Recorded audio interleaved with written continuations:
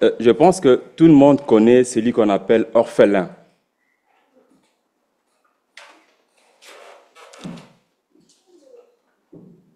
Parmi nous, on a des orphelins. Même dans nos maisons, on a des orphelins. Même nous-mêmes aussi, on fait partie des orphelins. Et dans mon pays, là où nous venons, à l'est de mon pays, il y a des guerres. Et ces guerres aussi engendrent ce que nous appelons des orphelins, même des veuves. Dieu parle aussi des orphelins.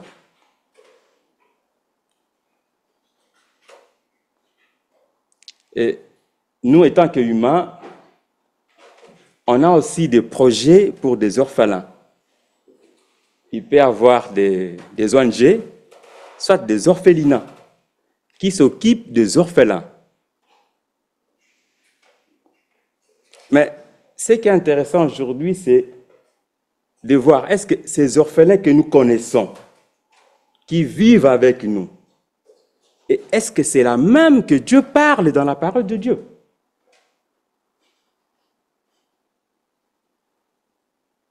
Nous allons lire un passage dans la Bible, dans les livres de Exode.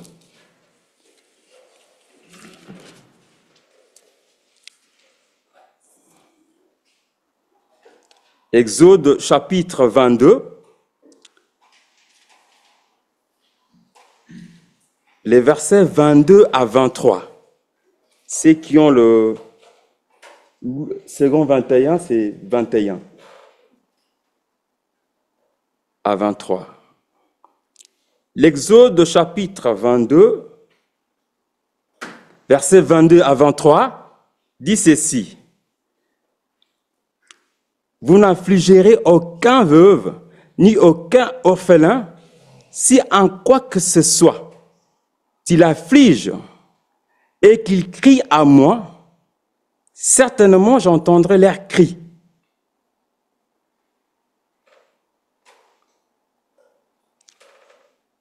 Qu'est-ce que vous entendez par orphelin? Vous entendez quoi? Quand Dieu dit, tu n'affligeras pas un orphelin, si tu l'affliges, si cet orphelin est ridoyé et qu'il crie à moi, certainement j'entendrai leurs cris. Je ne sais pas ici en Suisse, si on peut, peut-être à Yverdon, vers la gare, on peut trouver par exemple des personnes qui sont dans les groupes de gangs. Et si tu lui posais la question, peut-être qu'il pourra te dire que je suis dans la rue parce que mes parents ne sont pas là. Ou peut-être, comme on voit aussi cette guerre qui est entre l'Ukraine et la Russie, on peut s'y trouver des enfants qui se retrouvent comme ça, qui n'ont pas de parents. Est-ce que ce sont ces enfants-là, ces orphelins-là, que Dieu est en train de parler?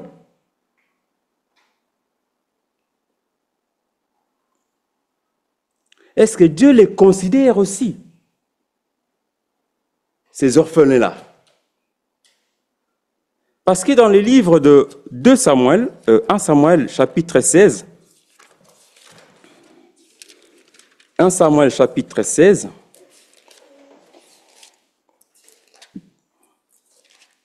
les versets 7,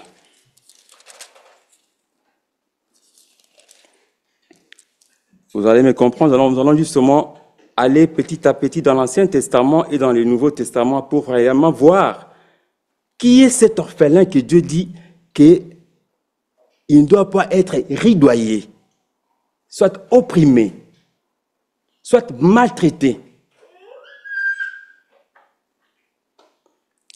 Dans le chapitre 16 de 1 Samuel, on connaît bien le contexte. Mais ici, Dieu dit ceci.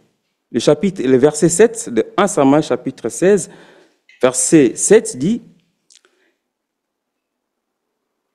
Et l'Éternel dit à Samuel: ne regarde pas son apparence, ni l'auteur de sa taille, car je l'ai rejeté. Car l'Éternel ne regarde pas à ce que quoi l'homme regarde, car l'homme regarde à l'apparence extérieure, et l'Éternel regarde au cœur.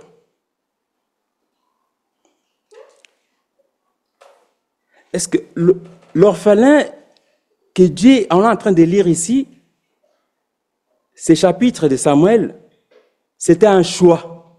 Dans les contextes de ces chapitres-là, c'était un choix.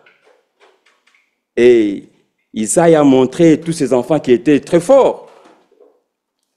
Mais Dieu dit: moi, je ne regarde pas ce que l'homme regarde.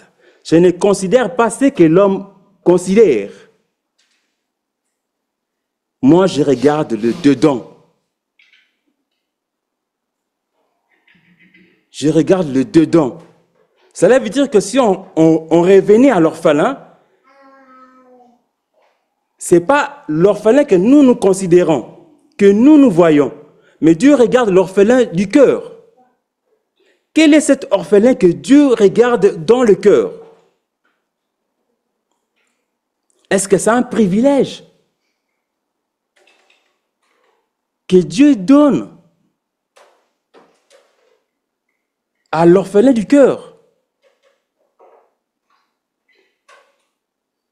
Même si on regardait dans les livres de psaumes,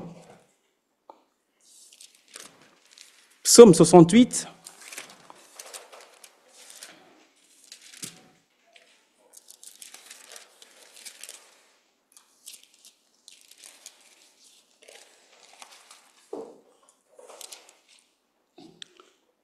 les psaumes 68, les versets 5, pour ceux qui ont lu second, c'est le verset 6.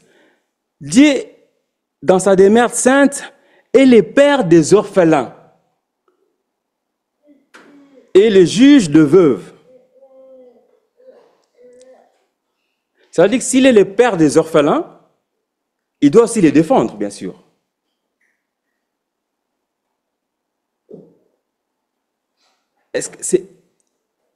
Ça veut dire que si tu es orphelin, Dieu doit te défendre. Donc on doit se dire que c'est tout le monde qui doit devenir orphelin pour que Dieu le défende. Prenons un peu les cas. Moi, je ne fais pas le mal. Je ne suis pas orphelin. Mais toi qui as une mauvaise vie, tu ne vas même pas à l'église, tu ne pries même pas, mais tu es orphelin. Parce que tu es orphelin, il faut que Dieu te défende. Parce qu'il dit qu'il est le père des orphelins.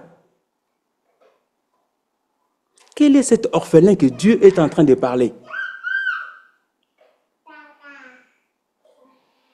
Qui ne peut pas être affligé. Si tu l'affliges, carrément, Dieu va venir vers toi.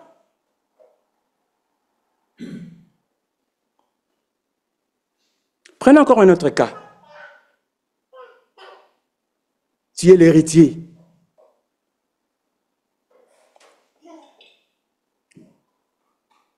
Ton père meurt, il te laisse l'héritage. Tu as beaucoup d'argent, mais tu es orphelin. Mais moi, je suis pauvre. Avec mon père qui est vivant. Mais puisque toi, tu es orphelin, c'est avec cette richesse-là, Dieu doit te défendre.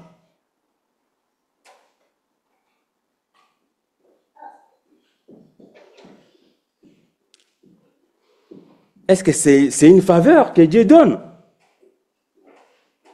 aux orphelins? Est-ce que Dieu fait un favoritisme aux orphelins? Même avec ta richesse que tu as, mais si tu cries à lui, directement il te défend, pas moi. Même si mon père est vivant.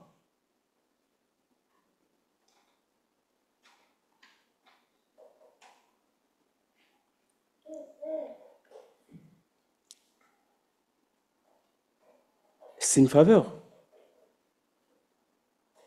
Et regardons encore le livre des Actes.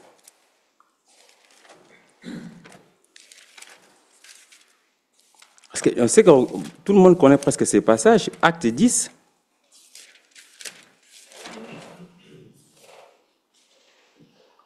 Acte 10, c'est Pierre qui dit. Acte 10, les versets 34 à 35.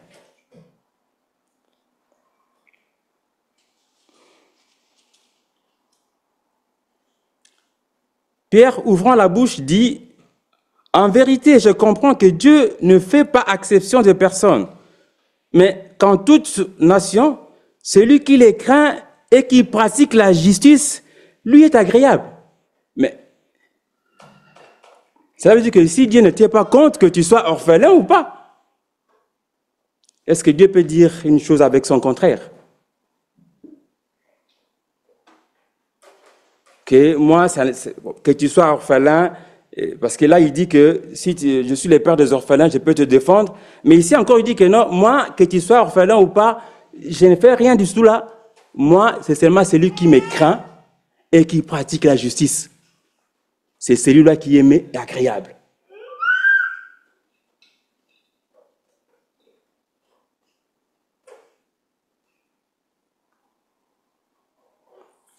De quel orphelin là? Même si ton état d'âme est comme ça, tu fais du mal, Dieu ne fait pas de favoritisme. Lui, c'est seulement que tu le crains et que tu pratiques la justice. En fait, orphelin, c'est une personne, bien un enfant, qui a perdu ses parents, soit l'un de ses parents.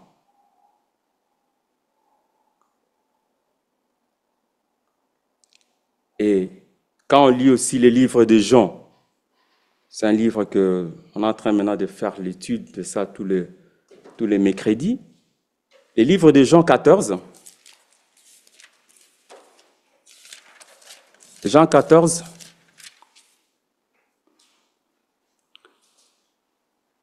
Jésus va dire à ses disciples au verset 18, Jean 14, 18, « Je ne vous laisserai pas orphelins.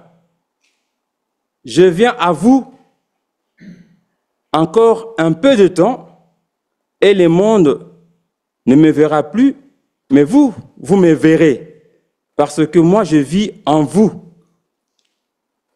Et vous vivrez en ces jours-là. » Est-ce que, voyons, est-ce que les disciples de Jésus étaient des orphelins? Moi, je ne pense pas que les disciples de Jésus étaient orphelins. Parce que chacun de ses disciples avait leurs parents. Par exemple, André, qui a vu le Seigneur Jésus dans Jean 1, 41 à 42.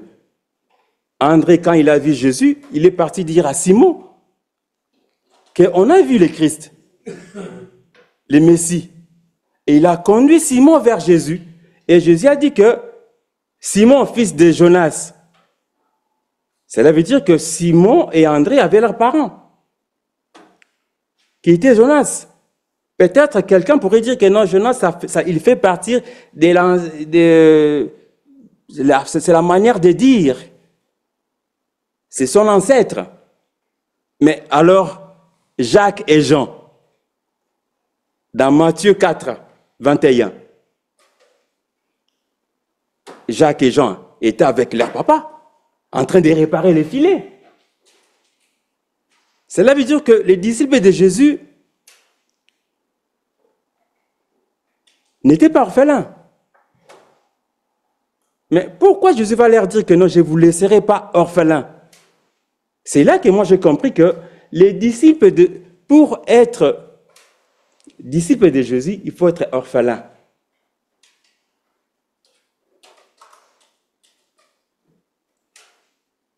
Il faut être orphelin.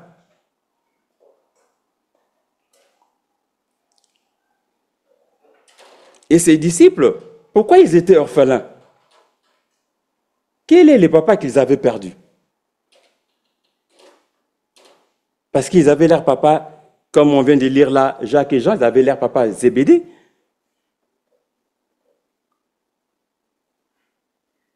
Peut-être tu pourras te dire que non, moi je suis orphelin. Mon père n'est plus là, je suis orphelin.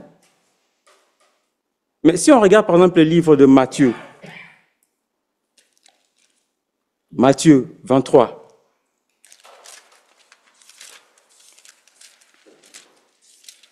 Matthieu 23, les versets 9.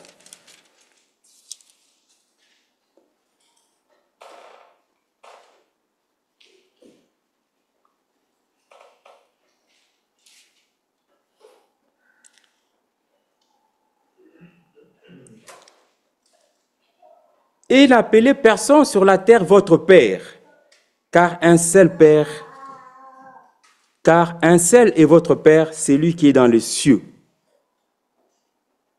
Cela veut dire que nous, sur la terre ici, on ne peut pas appeler nos papas pères.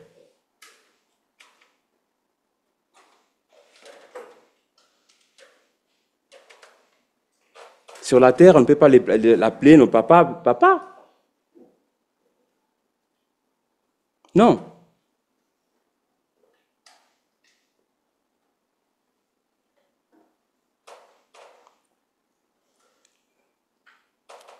Dieu cherche les vrais adorateurs, ceux qui vont l'adorer en esprit et en vérité. Parce que Dieu est esprit. Parce que nos pensées ne sont pas les pensées de Dieu. Et quand nous lisons la Bible, nous devons maintenant connaître ce que Dieu voulait dire en parlant de l'orphelin.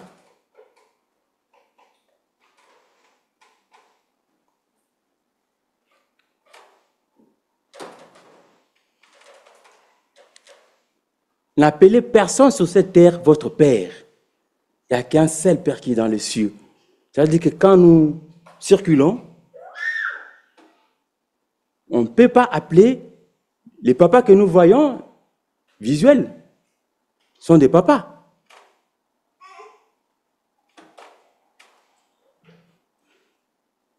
Quel est cette père? Quel est le papa que Dieu est en train de dire ici?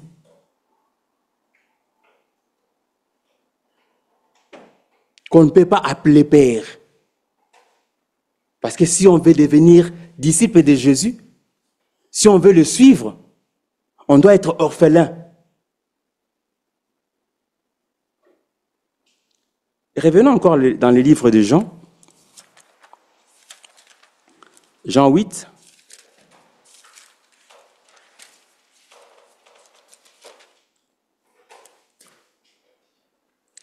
Les versets 43 à 44.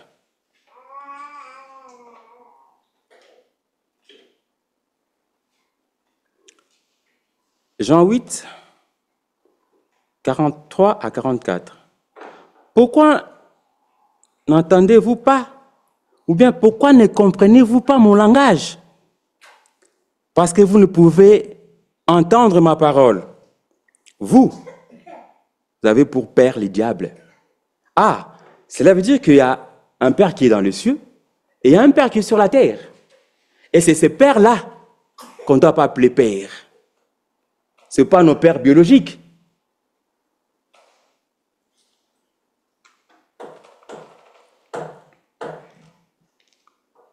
Vous avez pour père le diable et vous voulez faire les convoitises de votre père. Lui a été meurtrier dès le commencement et il n'a pas persévéré dans la vérité car il n'a pas de vérité en lui. Quand il profère les mensonges, il parle de son propre fond.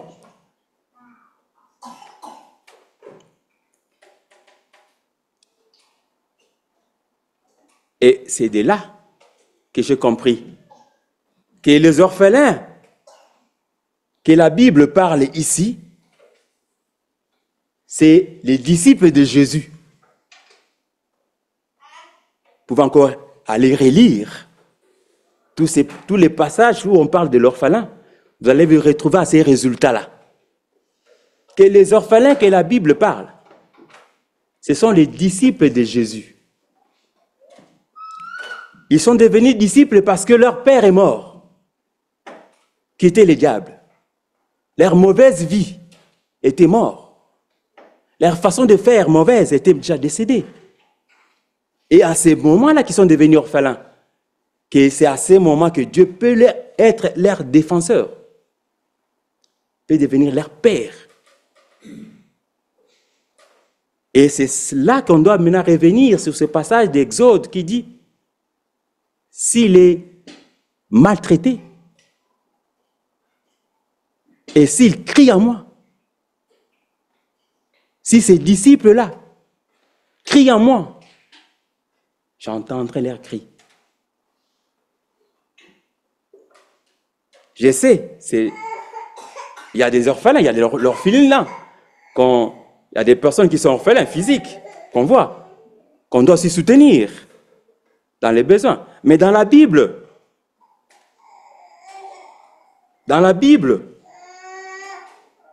quand la Bible parle, il parle des orphelins qui sont disciples de Jésus,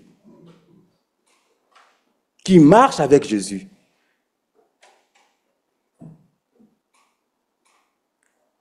Juste un exemple aussi dans les Luc, où on parle pour être disciple de Jésus, il faut haïr ta famille. Ce n'est pas la famille biologique. Il faut haïr tes actions. Haïr ce que tu fais pour être un disciple de Jésus, pour marcher avec lui. C'est en ce moment qu'il a dit, je ne vous laisserai pas seul. Je vous enverrai un consolateur. L'Esprit Saint. Bien-aimés, je voulais justement qu'on puisse partager cette réflexion ensemble pour qu'on voit un peu la pensée de Dieu, pas nos pensées à nous. Parce que si on pense avec nos pensées à nous, on est à côté. Mais si on laisse la pensée de Dieu est toujours dans sa parole.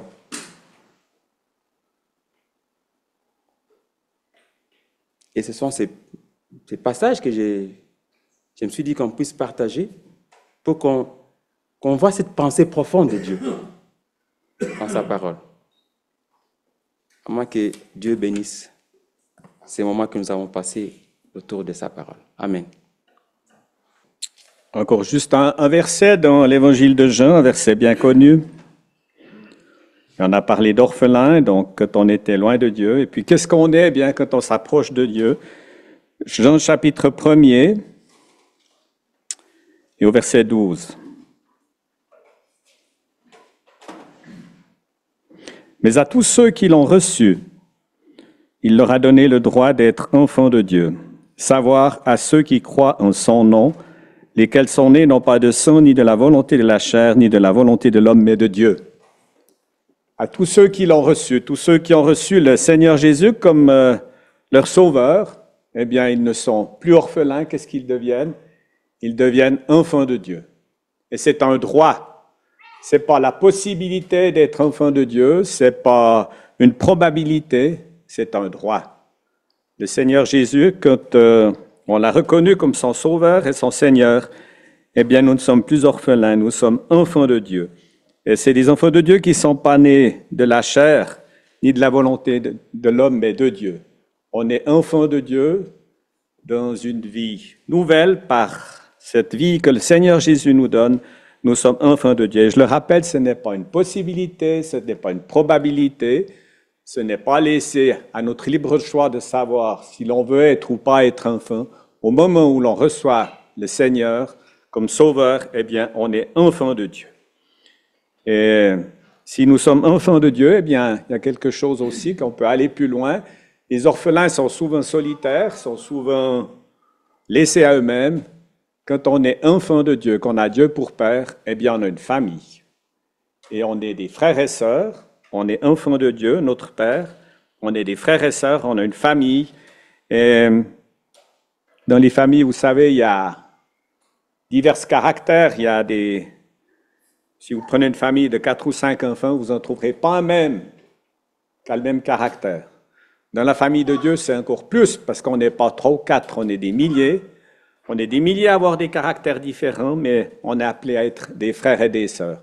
Si la cohabitation peut parfois être difficile avec des caractères différents dans une famille terrestre, eh bien, dans la famille de Dieu, cette cohabitation entre frères et sœurs, eh bien, elle devrait se vivre dans la paix, dans la joie, parce que nous avons un Père qui nous a donné cette possibilité d'être son enfant, et puis c'est un Père qui est rempli d'amour, et il aimerait que ses enfants soient aussi remplis d'amour. Alors que Dieu nous accorde, dans la famille de la foi, entre frères et sœurs, de pouvoir vivre dans la paix, dans la joie et dans l'harmonie. Et c'est comme dans une famille sur la terre, ce n'est pas toujours facile. On a besoin de se remettre à Dieu pour cela, afin qu'il verse son amour dans nos cœurs, pour qu'il puisse s'exercer et se répandre aussi autour de nous.